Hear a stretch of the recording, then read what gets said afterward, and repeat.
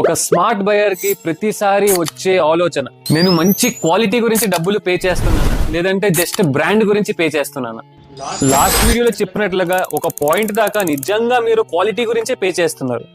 ఒక పాయింట్ తర్వాత quality పెరగట్లేదు, cost మాత్రమే పెరుగుతుంది. దీని అర్థం ఏంటంటే లగ్జరీ బ్రాండ్స్ కి మన హ్యూమన్ సైకాలజీ చాలా బాగా తెలుసు. మనం ఉట్టి ప్రొడక్ట్ ని మాత్రమే కొనం, మనం ఫీలింగ్ ని, లగ్జరీనెస్ ని, స్టేటస్ ని కూడా కొంటాం. అందుకే చాలా బ్రాండ్స్ ఏం చేస్తాయంటే వాళ్ళ ప్రొడక్ట్ ప్యాకేజింగ్ లో, స్టోర్ డిజైన్ లో ఇన్వెస్ట్ చేసి సెలబ్రిటీతో ప్రమోషన్ చేయించి వాళ్ళ ప్రొడక్ట్స్ బాగున్నాయని చెప్పి మిమ్మల్ని ఇన్ఫ్లుయెన్స్ చేస్తాయి.